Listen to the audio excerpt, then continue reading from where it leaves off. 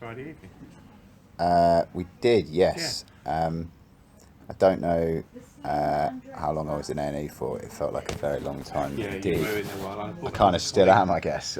Brought another colleague with me, Dan, who's one of our doctors. What do you do, Dan? I'm Daniel Titheridge. I'm psychiatry registrar with the liaison team here. Daniel Titheridge. Hi, Daniel. There's a room that's a bit more private. No, I'm fine to speak here. I think it'd be better. It's just No, I'm fine to speak here. It's fine. So. just a little cramped, a little noisy. That's fine. That's not a problem. Ready and grab a couple of chairs. Yeah. Yes, I think you were in A&E quite a long time. Yeah, I mean, I'm kind of still waiting at it. Yes, I know. I don't understand. I appreciate there's a shortage of beds. One of the things I kind of didn't really outline with you guys as much as I outlined with Mr. Whittle was details of how and why I was ejected from the last hospital, because I think that's really relevant. I'll wait until... Yeah, wait. Sorry, what's your name again, mate? Daniel. Daniel.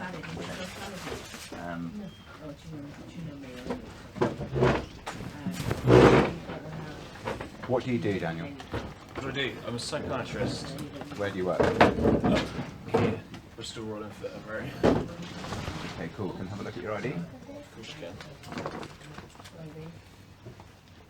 Daniel Titheridge. Titheridge. Okay, Daniel. Thank you, mate. What are these papers you have here? What's your medical notes? My medical notes. So, they told me that there was a bit of a problem with accessing previous notes. Are they the ones from Devon Partnership NHS?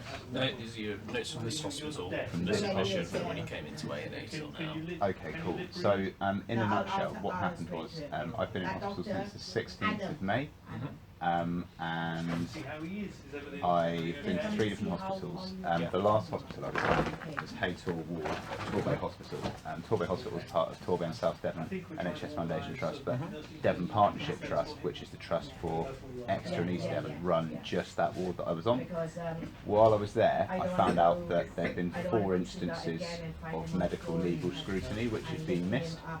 So during each assessment, Section 2 assessment on the 16th of May and the Section 3 assessment on the 7th of June, there was no medical legal scrutiny.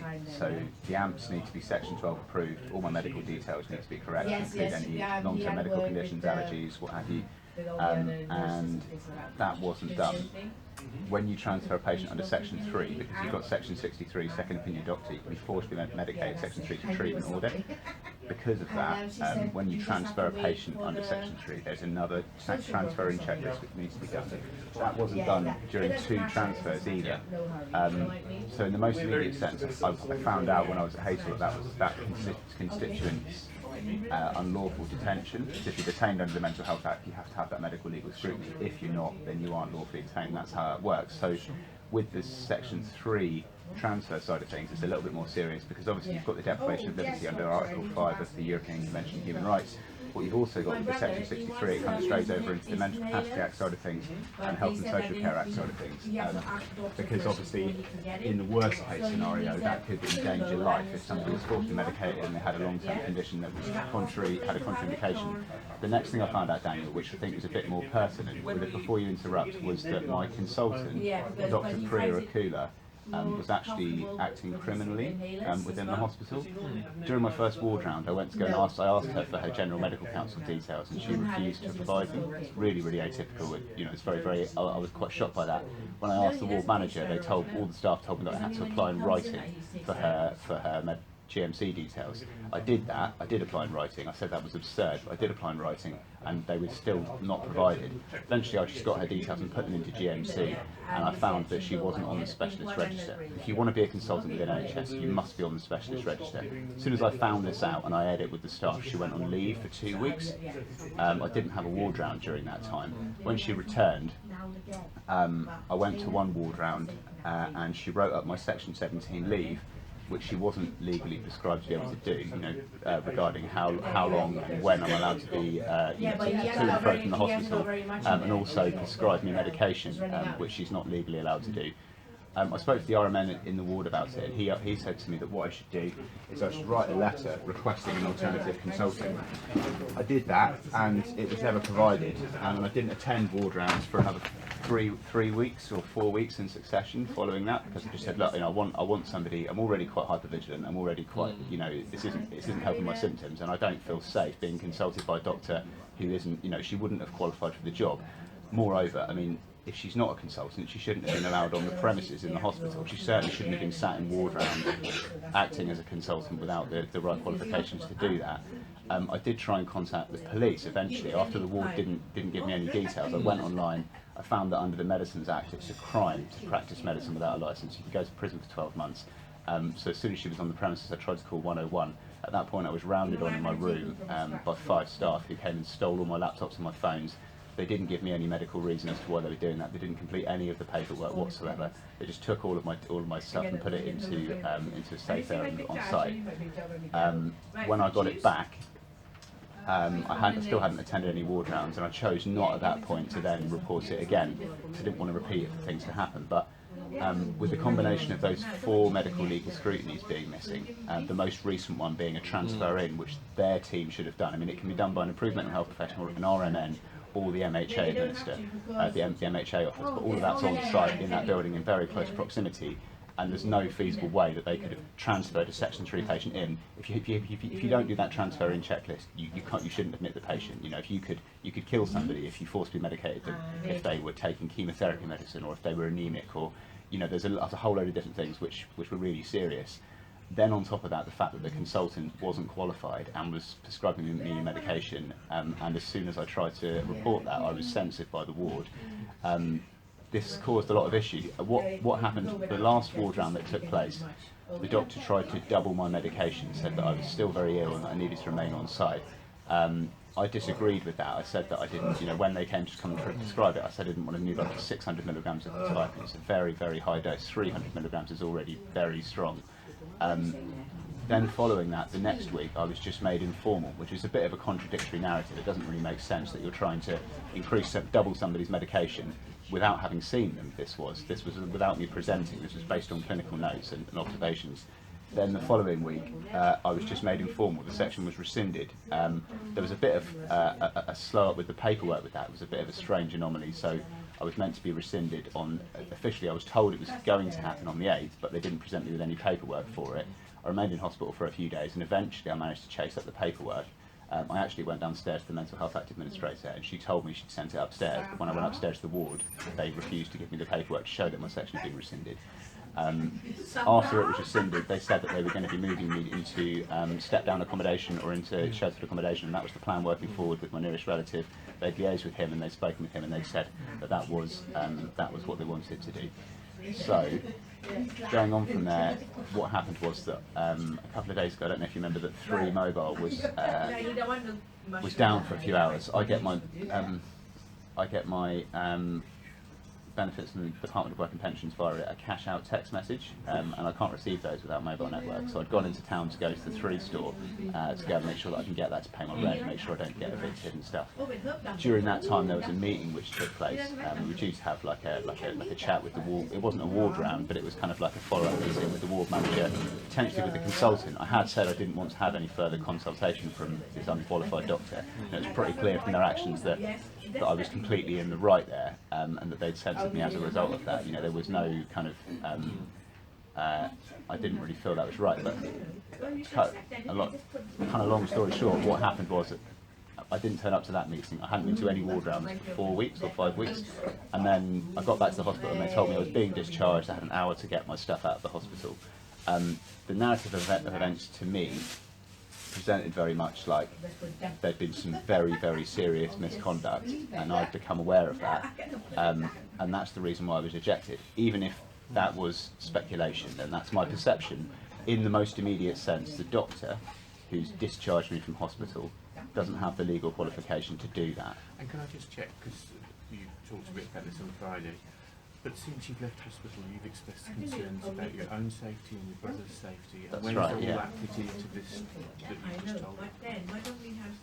I think that there's a good chance that the corruption that took place at the hospital, I don't think that Devon Partnership Trust are fools. I don't think that they don't know how to do their job or run a hospital properly. I think it's beyond the realms of sort of pragmatic and reasonable hypothesis that this could have happened by accident. I don't think there's any way that 3 different hospitals and qualified NHS professionals, you know, on very high salaries, could possibly have missed something so pivotal, and could possibly have allowed a consultant to have applied for a job without the correct qualifications to do so. You know, I hope it's my paranoia, and I hope it's symptomatic of my illness, and I hope that's where the connection is. But my perception of that is that this is a result of corruption and potentially organised crime. I have had some concerns for the welfare of my brother, and I did spend a night at his house, and I think that more than anything, if I'm really honest with you, I'd just been kicked out of hospital. I felt extremely insecure. I wasn't ready to go home. I'd gone to my brother's house because it was the only place I felt safe to go there. I didn't really feel safe, sort of staying there. I certainly couldn't stay there in the long term. I don't feel. I mean, I'm okay in an environment like this. Out in the community, I went out for lunch yesterday and it was okay. Connor was around for a bit, but even then I wasn't feeling. You said very specifically you thought people were trying to kill you and him. Are you less concerned about that? I mean, if you wanted to look at it, you could say it's reductionist, or you could say it's a little bit sensationalist. But what happened with those 4 medical scrutinies could have ended my life, and that's happened within the structure of the NHS. It's probably unheard of. I think I'd be about 90% sure that if you look at the historical records of every single mental health admission, I don't think you'll find somebody where they've coincidentally missed 4 series of medical scrutiny in such a way that could endanger human life and incarcerated somebody illegally for a period of 4 months. I don't think you will find that's ever happened in the NHS before, and I don't think that's because people are so incompetent they don't know what they're doing. Previously to that, there was admission at Signet. When I left Signet Taunton... Can I just clarify with you? So when did you go into Haytor? I was admitted to Haytor Ward on the 16th of August. So that was towards the end of the admission, and that was where you were until you were discharged? Yeah? That's right, yeah. Okay. I was up until the 17th of October. I was discharged from... And where were you before that? I was at Signet Taunton. While I was at Signet Taunton, they were purposefully misspelling my details on every single medical record. So that's on my. I've got sort of like a list here of. This happened across 3 different sites at Signet. So they would be misspelling my name on numerous different documents, on care plan policies, on the security list in the cupboards. On the prescription medication record, that was actually another thing which was extremely relevant. When I was there, I hadn't had the transfer 3 checklist in, so my medical details hadn't been correlated, and I was. They'd not put my GP details correctly. They didn't have. They'd misspelt my date of birth on purpose. So you can see here it's the 28th of May 1985. They spelt my name incorrectly on every single document. They were doing this on purpose every single day. You can see here again. The name is written to be illegible on numerous different documents. I had about 15 different examples of this. And how long were you there for? You can see here again, this is specifically on the SOAD, on the 3-month rule document. They spelt my name with an A in there, which is just completely. I mean, if I had passed away as a result of a medical mistake following a forcible medication, for example, I would then be deceased in a different name to my real name, which is quite serious. And having a mistake, having a name spelled wrong once. Is maybe that does happen. It's an unusual name. Maybe twice or 3 times is just about feasible, but 12 times nobody's that fit that they can't spell a name correctly. This was at Signet. I was at Signet Taunton. I was moved there on the 20th of June from Signet Darlington, and again I was moved there.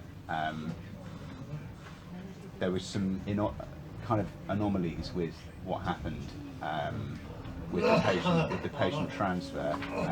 Why were you moved from Darlington to Taunton? Because it was an out of area placement. So I was taken to place.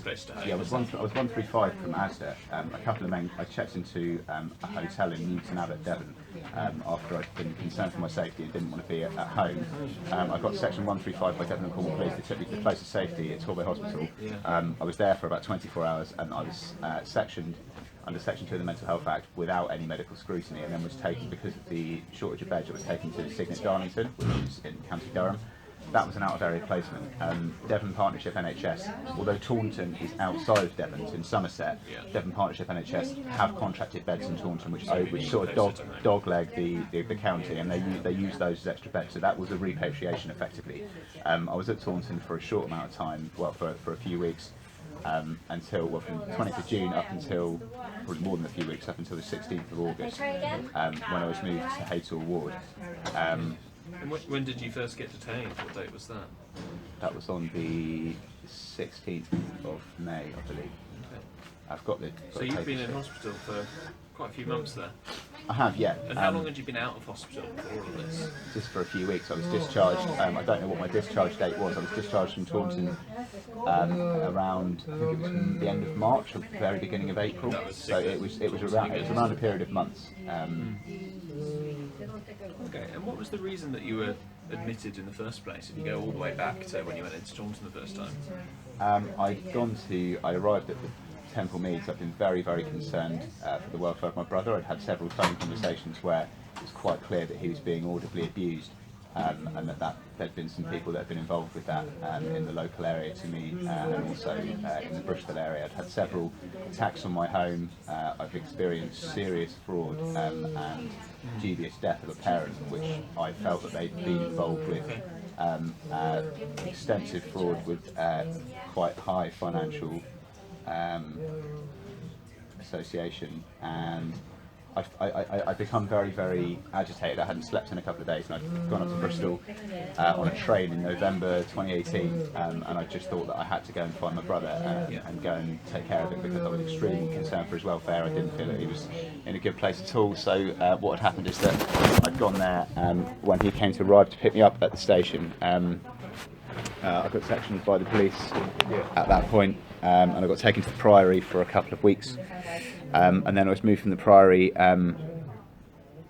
to Taunton, where I was there from, I think it was January or February when I arrived, 2018, and I was there for another 2 or 3 months until I was released. Once I was released, I had several visits from an ex-police officer who was acting criminally, who used Connor to lay a sort of a false trail of an investigation which wouldn't have ever happened and did not ever happen. They tried to allege that Connor had reported fraud that had taken place, and I had several visits from a guy wearing ex-police uniform who I'd actually had dealings with in the past. They were extremely dubious, and I had a good reason to believe that he had serious malintent. They had my home security system sabotaged so that that wasn't able to be recorded, and that caused me to be extremely concerned. And then I went to go and check myself in to a voluntary admission with my GP, and later on that evening there was somebody in a great deal of pain just near to my house. I thought it might have been my brother at the time. I mean, he seems okay at the moment, but I mean, it's very, very hard to tell. I mean, sometimes things, you can have injuries which, for the first instance, I mean, this was 4 months ago, and certainly it was a very, very difficult situation. So that was why I was admitted. Pretty much been in hospital from November 2018 to now, with a few weeks. That's right. Yeah. I mean, as a long-term patient, for a consultant to eject me on without the qualification to do so, and B, in a circumstance whereby there'd been some quite serious. I mean, it's like I looked at going through the route of a solicitor, and I looked at the route of going through, maybe trying to work through it, but it's very, very difficult for this to not look criminal. I mean, there's medical negligence. Somebody could be given the wrong medication, somebody could be left on a waiting list for too long, somebody might have complications after a surgery or something. But having this kind of clerical misconduct is very, very difficult to look at it in any other way than criminally. And I think that actually, rather than it being a persecution of NHS staff, some of which may have been bribed or may have become involved in criminality, like, my perception is that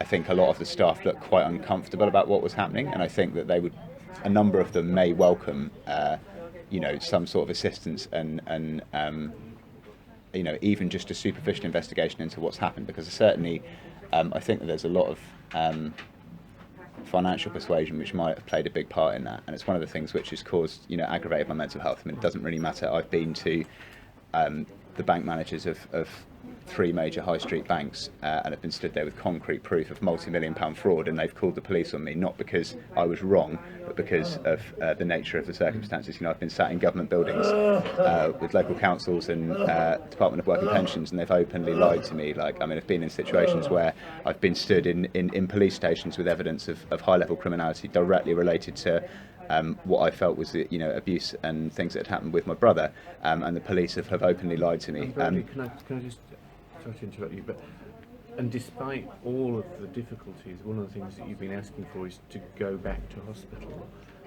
Can we check whether or not that's something that you still want to do, and if so, the reasons for it? Well, that's as we covered before you made your recommendation for an informal admission the other night. I mean, they haven't changed since then. Right, okay. So, I guess from my perspective, I've not met you before. What do you think would be helpful for me? What would be most helpful? I'm in a really, really difficult position at the moment. I would like it if there was another option for me, and if I didn't have to go into hospital. But at the moment, being out in the community, I wouldn't feel safe going back to my house. I feel there have been attempts on my life, and I think that probably even if I did go and stay with my brother at the moment, until I resolve the situation and try to work through what's happening, I'm not going to be safe. Equally, given the misconduct that's happened at 3 different sites in a mental hospital, the issues have been severe and they have had criminal implications, and they certainly could have had, they certainly had an impact on my health. I don't know that they're going to have an impact on my survival, but it's kind of, frying pan and fire situation. I don't know whether I'd be safer out in the community or whether I'd be safer in hospital. The truth is that I don't feel safe in either of those places, which is why I think being in a hospital is probably the better of the two. I'm hoping that my perception of that is, maybe more something that I can work through psychiatric engagement with, and maybe, giving a little bit of time for things to blow over and a bit of time for me to reflect on things. I can look at maybe what might have been a 40% risk and 60% my perception, rather than it being, just an 80% risk and me kind of basically being pretty much accurate. But I don't. What would be really helpful for me would be it's not what I want, but it's the least restrictive and least unpalatable option would be to get an admission informally to a hospital in Bristol or anywhere that's near to where Connor is, so that I can maintain a contact with him. I can ensure that he's safe and that he's well looked after. And ultimately, my goal with MDT, working through Haytor, what I wanted to do before was look to the things which would support an admission in Bristol rather than an admission in Devon, where my county was, would be first and foremost the social cohesion of being with my brother. He's my only family member that I really speak with. He's the person that I have the most engagement with. Following on from that, the house that I live in at the moment, I've had a lot of friction with the neighbours there, and I've had several attempts to break and enter the property. I've had death threats, so I've had people vandalising the property. I've had numerous burglaries. I've had extensive problems with people in the area, and the house itself is too big for me. It was my mother's house. It's 3 bedrooms, and I'm there on my own. I'm not working at the moment, so I'm having to pay for 2 extra rooms which I don't use. So what I wanted to do, and what I was discussing with some of the staff at Haytor Ward, was the idea of trying to work for a housing transfer. You can swap social housing properties on websites where it's kind of really simple. You just find somebody with a house that you want to swap with, and the tenancies are swapped over. So what I was looking to do was to try and get a housing transfer up to Bristol. Facilitating that, being in the locality of Bristol, makes things a hell of a lot easier in terms of doing that, because it means that I've got the opportunity to be able to go and view properties. If I was in a hospital in Bristol, I could be viewing properties, and once I find one that's suitable, that's good. If I was in Devon or anywhere else, viewing a property in Bristol is going to be very, very difficult. In terms of the admission, where you're admitted to depends on what your sort of local authority is, and that's where you live, where you're registered with a GP. First and foremost, it is, but patient welfare is also a massive factor. If you look at the Code of Practice and the Mental Health Act, if, as I mentioned to you the other night, if you lived in Yorkshire and all your family lived in London and you were sectioned under the Mental Health Act for a long period, although it would be an out of area placement, it would be totally reasonable to try and look for a placement out of area in those circumstances on the basis of the fact that, you know, somebody's got no social links up there, you know, and I've got, you know, the rehousing situation, that's to protect me from financial hardship, it's to give me better social integration, it's to take me away from a place which has got destructive memories and is very, very destructive to my mental health because of the community, and put me into a situation where I can re-engage with, you know, jobs, training, you know, I've got a community of people that I know in Bristol, I've got my family in Bristol, you know, moving away from the area where, you know, where the destructive sort of cycles of mental health were is a really, really key point. And, you know, being able to be rehabilitated and in a space where I can facilitate that move, help myself to become more financially stable and help myself to be able to stay in touch with relatives, all of those things massively indicate that an out-of-area placement in this region would be in the best interest of the patient. Although you're 100% right, first and foremost, if somebody is, you know, you're obviously bed allocation is at a premium. What I would say is that actually a justified out-of-area placement is something which actually benefits bed allocation within the NHS. You know, if there's going to be, at the moment, there's you know, people who are all over the UK who want to be home with their families in Devon and can't be. You know, if there's somebody that's in a Devon bed that would benefit from not being in one and freeing one up for somebody else, I think that that's something which is, you know, it's going to work in, you know, you know, I've got all the reasons I'm happy to be on an out-of-area placement. It would benefit me more rather than repatriating me, you know, when all these other people would probably be really valued at a Devon bed. I think, you know, being on an out-of-area placement which is okay, that doesn't need repatriating, is a win-win for everybody, really. So I think, you know, Brendan, the challenge of that is that, you know, we're not going to be the ones that are funding your bed, whether it's in Bristol or in Devon. No, but you're the ones who make the recommendation based on the assessment, based on the, you know. Well, trust to make those. The trust doesn't make the decision. The trust makes the decision based on the patient welfare. You know, if you tell them that this is a person that needs admission and, you know, it's a Devon County patient and that's it, then yes, they will just work to try and find a bed available. If there isn't a bed available, I could be on an out-of-area placement anyway. If you look at it in that respect, there's probably a likelihood it's going to be an out-of-area placement anyway, because the beds are at a premium in Devon. That's why I haven't been taken home within 12 hours of being at A&E. They haven't just taken me to Coomhaven or back to a ward in Devon, because there isn't, you know, beds. So if I'm going to be on an out-of-area placement anyway, as well as it being in the patient interest, if you advise them that, you know, that a referral's been made and that there's very strong grounds for the patient, there's very strong likelihood the patient's going to be on an out-of-area placement anyway, and it's in his interest to be in an out-of-area placement, and he's given, you know, good reasons which you can verify. I mean, you know, it's like I'm in a 3-bedroom house, I'm claiming employment and support allowance, I'm having to live on about £5 a day for my food because I don't have because I have to pay out £125 a month for my rent. So it's a very difficult situation. I can see an argument why you would want to change your housing over the slightly longer term. What about this plan that was down in Devon about moving to supported accommodation? How does that fit into your view on things? So I appreciate that didn't happen when you were discharged, but it sounded like that had been the plan. That had been discussed, but they basically realised they'd been caught red-handed, shit themselves, and kicked me out of the ward. And I think that basically, you know, aside from, I think that looking at this as a fresh informal admission, in a situation where basically what's happened is that I've been turfed out of hospital because some things have gone wrong. You know, if this had been another patient, you know, if I've been in hospital for a year having reconstructive surgery on my liver and my lungs after a car accident, and I was halfway through surgery and a consultant had said that I'm going to be ejected from a hospital, and the consultant wasn't even qualified, and you know, you turned up at another hospital with, you know, a load of half-completed surgery and pins and clips inside you, and said, I've just been turfed out of hospital by a criminal pretending to be a consultant, then it wouldn't be a case where you would say, right, okay, well, let's do some explorative surgery on this patient and, you know, cut them open and, oh dear, we've cut the wrong bit. You know, it's like, it's a very, you know, if somebody's been in hospital long term and they get ejected by a consultant that's acting fraudulently, that's something which needs to be addressed. It's not appropriate to just overlook that and say, well, you know, this guy's been kicked out of a hospital and we're just going to treat him as an informal admission. You know, the lady that did this was criminal. Like, she was breaking the law and she was doing that knowingly. They also committed theft and censored me from reporting her, which is I've got record of that. they've also illegally detained me, and they've held me at the hospital without completing the correct clerical forms, which could have endangered my life and isn't legal. I mean, these things are. Who was your consultant? Dr. Priya Akula. So I wrote this letter on the 30th of September 2019 to the ward manager. It says, following admission to Haytor Ward on the 16th of August 2019 for treatment under Section 3 of the Mental Health Act, I was referred to Jyoti Priya Akula, that's Jyothi, Priya, Priya,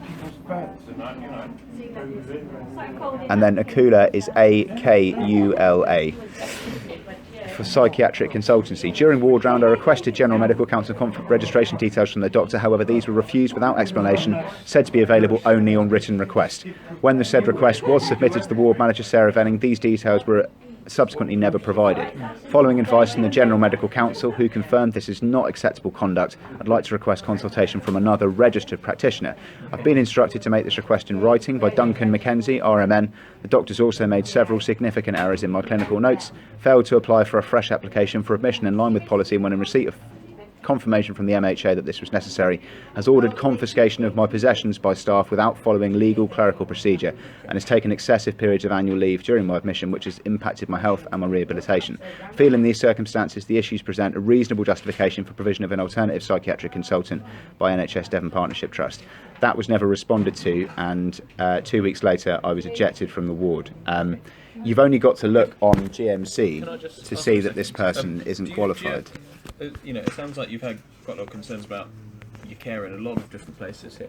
I have, yeah. Have you ever had any thoughts of, harming anyone that's been involved in your care or anything like that? I don't really think that's relevant. No, I haven't had any thoughts of doing that. They've certainly endangered my life, and they've certainly acted extremely criminally. I mean, there were some other things that went on that ward, which were extremely serious and could have involved potentially life sentences for numerous different staff. But your preference is to pursue a sort of legal route.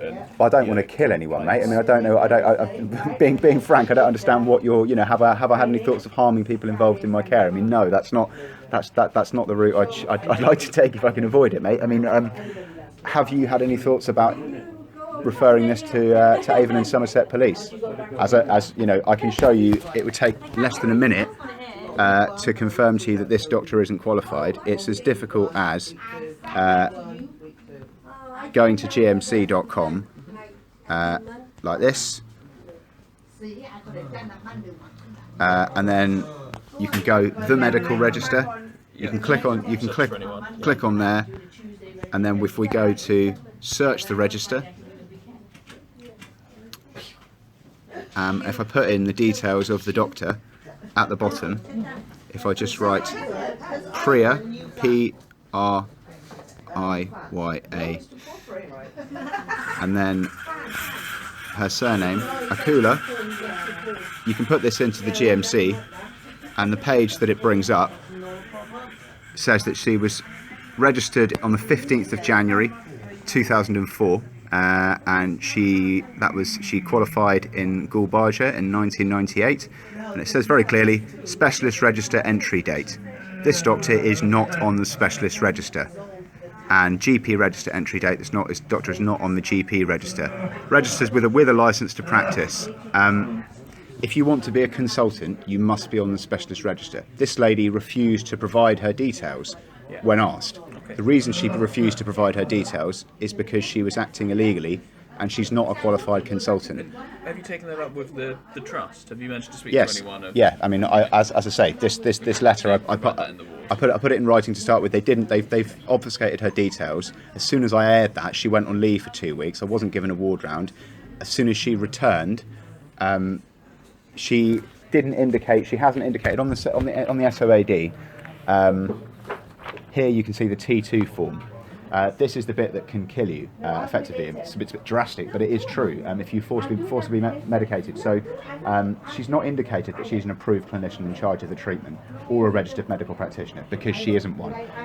This form here at the bottom, there's two bits. So one of them doglegs over into the Mental Capacity Act, and the other bit is the Health and Social Care Act. So when somebody, there's kind of like a threshold to understand you've got consent and capacity for treatment. So if someone doesn't have mental capacity, I'm aware of that though. yeah, sure, you know your onions here, man. So she hasn't indicated the notes that I've got mental capacity or consent to treatment, and has prescribed various different medications.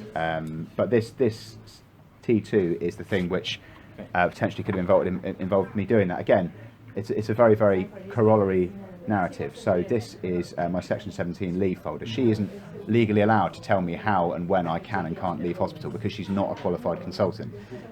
When in the box that issues where it says consultant, she's omitted to put her name on there, although it does say it, that it's been completed by her. She's not written that she's a consultant, because if she did put that in writing, it would be very easy for, it's because she's not a qualified consultant. Again, this is the inpatient care plan, again, which the consultant hasn't been entered there because there is no qualified consultant for my admission. If I went to a police station and just presented these details and said, there's a lady on site, I mean, that was why they took my details straight away. If she was on site and she's practicing medicine without a license, she could go to she'd be arrested immediately for that. If I put on your lanyard and walked into a ward down the road and started trying to tell somebody they were going in for surgery, I would be arrested by the same measure. Practicing medicine without a license is a crime. And I think that the reason I've been ejected from hospital, I have been in hospital for around a year. I have been in hospital long term. I've got some pretty serious psychological and psychiatric issues that I need to work through, and I'm not in a situation where, at the moment, I'm able to understand that me having to, after being ejected from hospital for discovering a series of crimes that had taken place, whilst having been in hospital long term, I'm now having to come back to a hospital and treat myself as a patient who's having a relapse and wait on a long waiting list as a low priority patient. I think that the NHS have got a duty to address what's happened. If, like I said, if somebody turned up at an ambulance bay who just had surgery and had been kicked out of hospital by a criminal doctor, and they told the doctor and they just treated them as a new patient and ignored all of that, especially with a paper trail and clear evidence to show that. I mean, I think, I think that without addressing that, I feel it's an accessory to the criminality. I mean, it's like this. I am a vulnerable adult. Like if I had been, if you just kick somebody out of a psychiatric ward and then that person was found to be deceased 24 hours later, that's a very, very serious issue. I mean, there's a very, very. It's not just neglect. I mean, you could argue it's willful neglect. This is something which this lady, although it's kind of ironic and a paradox. But 3 weeks before, like I said, she was trying to double my medication, and then all of a sudden she was trying to kick me out the door. This is something which has placed me directly at risk, both by its negligence and by its. If you were to return to hospital, yeah, would you be happy to return to Torbay Hospital?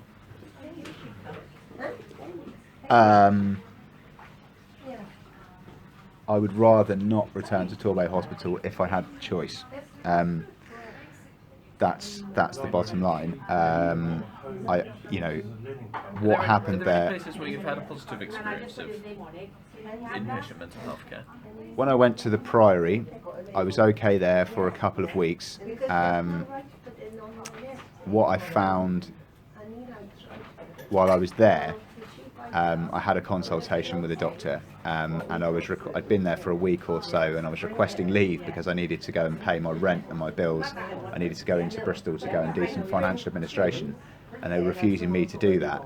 I had a consultation with a doctor who, at the end, I told him that I kind of explained the situation, and he was refusing me to have any leave. And when it got to the end of the consultation, he just completely, frankly, openly admitted with me that, yes, the whole thing is completely dodgy, and that, kind of expressed that there was little that he could do to change that in his situation, but I was stable there. The level of care I got there was reasonable. Where it was, although it's outside Bristol, it's Stapleton or whatever. It's kind of it's a little bit out in the sticks, but I was able to see Connor regularly there. If I wanted to do a housing exchange, I'd be able to go and look at houses there. I think that it would be beneficial for the people in Devon. I think that the community down there, it would make things a lot easier for everybody if that housing exchange did take place. I think that's something which is just, again, I think it's, I think an out of area placement in Bristol where I can pursue a housing exchange is just the most mutually beneficial situation in terms of working towards a peaceful resolution and trying to diffuse the situation, and maybe even in the most immediate instance necessitating the absence of any kind of immediate investigation. That as a pathway gives everybody the opportunity to just have a bit of space, diffuse the situation, and not be. If I need to go back to Devon, it's going to be a very, very. It's going to be very tenuous, because if I'm in Coombe which is a psych ward, basically they're all run by NHS Devon Partnership Trust, who are at massive detriment of their responsibilities and have acted expressly criminally in what they've done, and they're aware of that. There's no negotiation on that. I mean, that's completely the case. And if I'm at Torbay Hospital, although I'd rather I wasn't ejected from there, I didn't want to be ejected from there. At the same time, what I was working towards with MDT was the idea of going into supported accommodation. Multidisciplinary team. So you have MDT meeting is like you have one in the morning and one in the evening, and it's like consultants and sort of SHOs and the ward staff have a meeting. And so you were working towards some positives whilst you were there as well. Yeah, I was going to work with I was going to work with psychiatric engagement, but again, I was trying to push for an admission in Bristol, because that just, I didn't want to be within Devon District, and I'd like to be able to stay in touch with my brother. I do have some concerns for his welfare, some of which might have been unfounded, and some of which I think might be more founded. But it's just good for me to be able to see that he's okay, and good for me to stay in social contact with him. It's something which is really, really valuable and important. In the most immediate sense. Sorry, what were you going to ask? That's okay. I was going to say, from your perspective, hospital would be the safest place for you right now, and the place where you would feel most supported. I guess I'm just wondering, is it possible to manage this outside of hospital? In supported accommodation, it's not out of the question. I've never lived in supported accommodation before. My perception is that there's quite a lot of people. I know there's quite a lot of problem with drug use and violence in those kind of places. Not always, but yeah, totally. But I understand. I don't. You're going to be frank. I don't want to be stuck into a kind of a place with a bunch of junkies, because that's not going to be good for me. But at the same time, going back to my house on my own at the moment isn't really an option for me. There's too much kind of friction down there, and being in Bristol, I can't stay with the nearest relative. There's nowhere else that I can. That I think I can be stable. Supported accommodation in Bristol would be a really good option if there isn't an informal admission at the Priory. If there isn't a place there, basically as a workflow, I think what would be the best priority for me would be I'd be willing to wait for a couple days if it took that long until a space was available at the Priory. If that meant remaining here for a couple 48 hours or if that would be the number one perfect option, would be to go for an informal admission at the Priory. I can look at winding things up in Devon and then maybe moving into supported accommodation, or in an ideal world directly into a house that I can get some lodgers in, do a property exchange and move toward Bristol. In the event that isn't an option, the second option, most preferential, would be supported accommodation in Bristol. I know that there's a crisis house here which is for up to 4 weeks, and I know that there is supported accommodation in Bristol. Those would be my two most preferential options. It's probably worth making clear at this point again, in terms of where your supported accommodation and stuff is, it tends to depend on a local authority where you've already got a house. It does depend on that first and foremost, but it also depends on the patient welfare. If like I said, if somebody is when I was admitted in November 2018, what happened was I went to the BRI and they asked me if I would, that was Devon District, I was Devon patient, but they said, would you rather be in Bristol, or would you rather be at home? And they gave me the option to be on an out of area placement or to be on an out of, and the reasons for that were not because of bed allocation. The reasons for that were because they knew that I had a relative in Bristol, and that was the reason why that was actioned, and that was the reason why that was. I'm aware that you know that is possible and plausible in some situations. The reality is that the waiting time for supported accommodation is in the order of months. Yeah.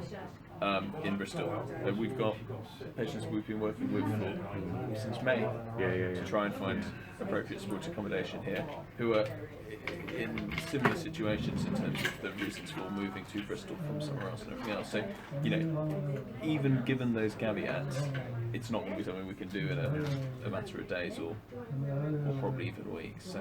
So, I mean, that's you're doing that assumptively. I mean, if you put in a referral for supported accommodation, these things do take time. But if you did put in a referral for a supported accommodation, and then, for instance, I ended up in either here or at the Priory, and something did come up, I would rather be on that waiting list than not on it. I understand you're saying it's very busy, and I expect you're totally correct in that.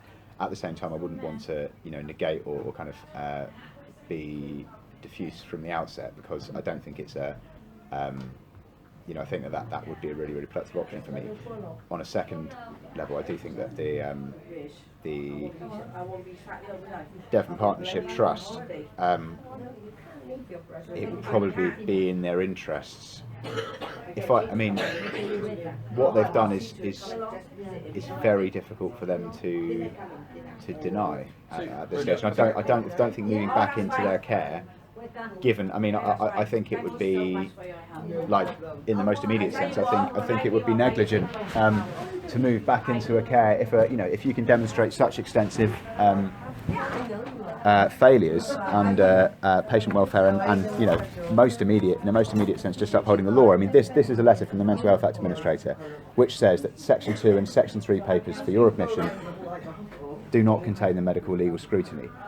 That's unlawful detention. I mean, if I went to a solicitor, that's worth around £300 a day. I've been in hospital for 4 months. I mean, that's sort of £40,000, medical negligence claim, without this, which is risking my life, and without this, which is, would put her in jail. I mean, this is, these things have taken place. This was an S3. I wasn't given, it was an attempt at an S3. So I went to ask all of my details. None of those were provided. But I mean, basically what needs to happen is that this lady needs to be reported to the authorities, and the fact that I've been ejected from hospital and I'm now here asking for an informal admission needs to be factored into this equation. I don't think it should be treated as as somebody who's asking for an informal admission, and I think that you've got a responsibility to address these issues. If in any other field of medicine, somebody turned up at A&E after being in hospital for a year, who'd been unwell, and they said that a consultant, illegally acting consultant, had ejected them from hospital, to ignore that and just treat the patient and just carry on, as if nothing had happened, and treat the patient as a brand new admission, wouldn't be the right thing to do. I mean, I presented you with all of the evidence to adjudicate that that's true. If you want copies of this evidence, I'm more than happy to provide that to you. If you refer the clinical notes with your psychiatric liaison team with Devon Partnership Trust, you will see that my consultant was Dr. Priya Akula, and that she is acting criminally. This lady doesn't have any qualifications. We need to wrap this up. Brady, we'll have a How are you going to refer that criminal ejection? What's your work? What do you intend to do about that? We need to have a discussion with our team, and we haven't even had a discussion with. Well, this is top priority. There is no further priority. I mean, this is a very atypical case. This isn't a patient that's just had a remission of symptoms and is turned up to hospital requiring treatment. This is a patient who's been criminally treated by somebody acting impersonating one of your colleagues, and has turfed a vulnerable patient out of a hospital inpatient admission because she's been caught committing a crime, and that needs to be factored into what happens. I mean, in theory, actually, I mean, like I tried to express with your colleagues, actually, I should still be on a Section 3. I mean, the person who rescinded the section didn't have the legal authority to do that. So what do you intend to do? How do you want to work forward? Brady, we need to have a discussion with our team, have a discussion with Devon Partnership, and then we'll come and update you later on today. Okay. What are your thinking? What's your thinking based on? I mean, what you've heard. What's your initial response? I mean, based on the information you've got that I don't. So you've said that. Have you spoken with bed liaison? Have you spoken with? I spoke with someone very briefly about whether or not there's a bed available. They said there was a bed discussion meeting at 11:30 at Devon Partnership, so we should be able to speak to them about going that. on now. So I think one of the things now we've got a do bit is- more information. I think we need to, pull this together and have a look at everything else. So you just need to give us a bit of time to triangulate things and come up with a way forward for you. Sorry, say all of that again. I don't know if I fully comprehended what you were saying, and I was kind of listening to what was going on the other side of the curtain. You've given us a lot of information here. Yeah. We need to have a look at what we've already got, sort of in our notes of what the situation is. We need to have a chat with the bed liaison down in Devon Partnership. Would you be happy to report this lady to the police?